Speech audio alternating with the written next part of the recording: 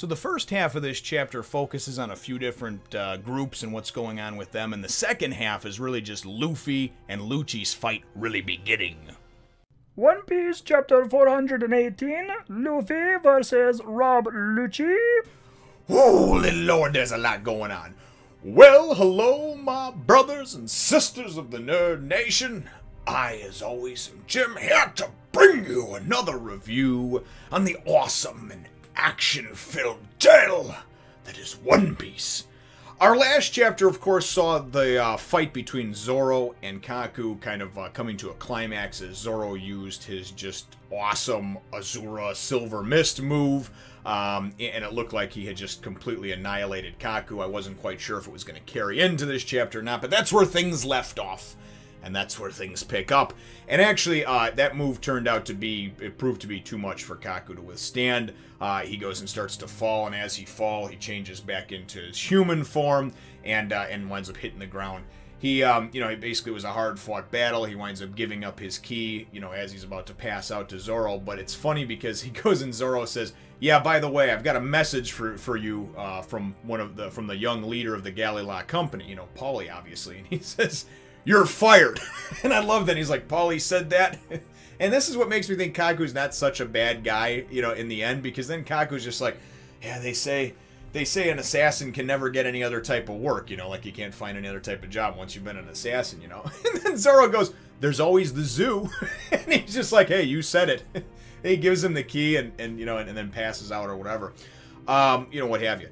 So anyway, Sanji, who I thought was on the way down the tunnel and racing towards Nico Robin, obviously must have came back or hung around, because then Sanji's there all of a sudden, and he's like, "Hey, did you get the key, Mosshead?"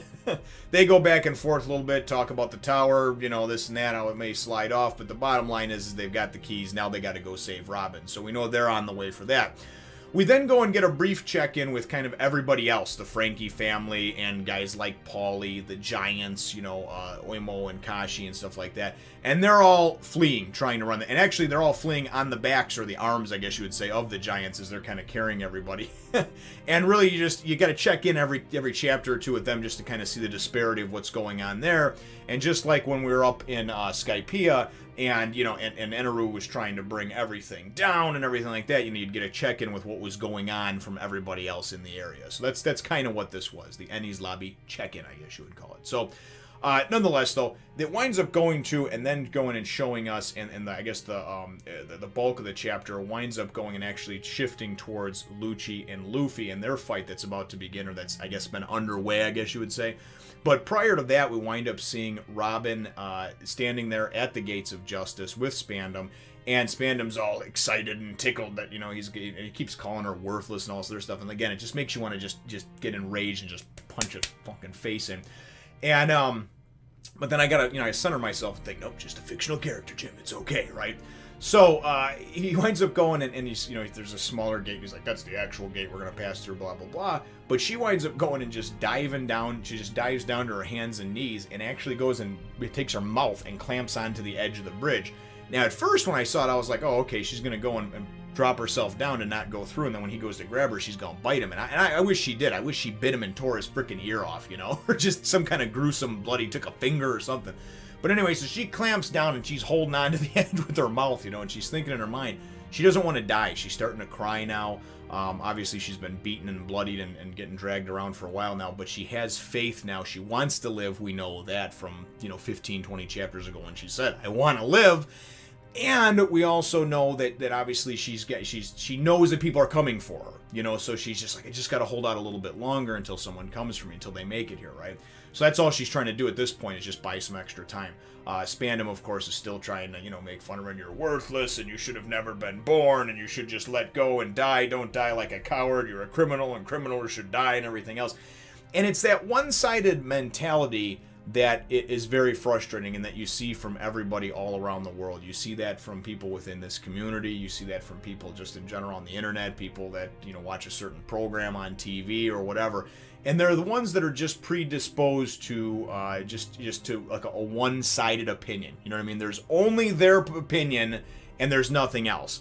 You know, when they get into arguments about power levels of fictional characters, their opinion is always the right one. It's never like, oh, I see what you're talking about. I don't agree with it, but I understand what you're talking about. And that's a good, valuable thought that you came up with, or however you want to word it, you know. You get many that are just, they just have that one. And that's kind of how this fandom is.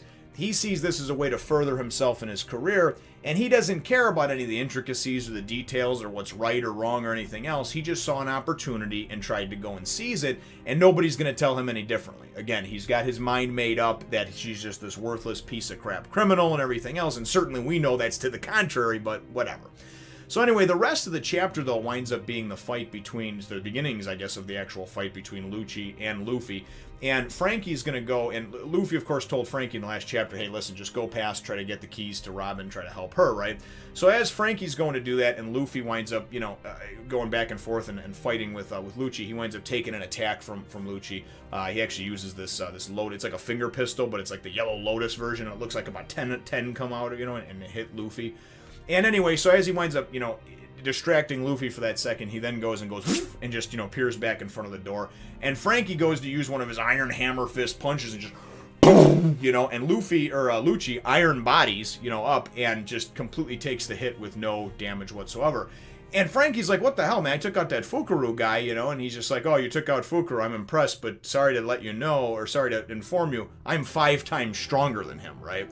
So we know that Lucci's on another level, and then he's like, so now I'm just going to kill you and be done with it. And as he goes to come at Frankie with a finishing move to kill him or whatever, all of a sudden we see out of nowhere, man, just jet pistol, and just jacks up Lucci, man, and boom, right?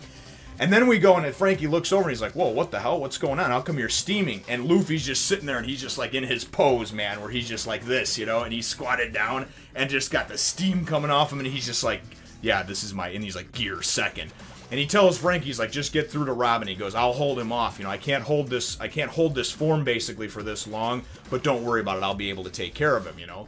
So Frankie's going to go run off and okay, whatever you say, Straw Hat, right? And then as him and Lucci are coming at each other and whatnot, which I thought was kind of cool, Luffy goes, and he's going to come at him. So then Lucci winds up going and actually turning into his form, which is some kind of huge leopard, panther, cheetah, something like that, man. Something from the cat family, I guess you would say. And he goes and hulks up and turns into his form. Obviously, Luffy, of course, does the cool-ass, you know, gear second thing. But anyway, as he goes and jumps into that form, what I like this, you know. He goes and he's just like, oh, okay, I'm not going to let that happen. And then here, what he winds up saying, Luffy comes at him with a jet whip, comes at him with some other things, and what he says is he goes, what I wanted to point out here is that, have you forgotten, Straw Hat Luffy, that I beat you with a single push at the Galila Mansion while in this form? And I love that. This has got to be one of the best lines, right, written so far. And Luffy, just, I picture it in his little voice, you know. Oh, that. I ate some meat and got over it. Just like, it's basically like a, fuck you. You can lick my dick with your power over there, Lucci, because I ate some meat and I'm all good now. And that's what I like, is that he completely just brushed off the fact that Lucci pretty much destroyed him at the mansion.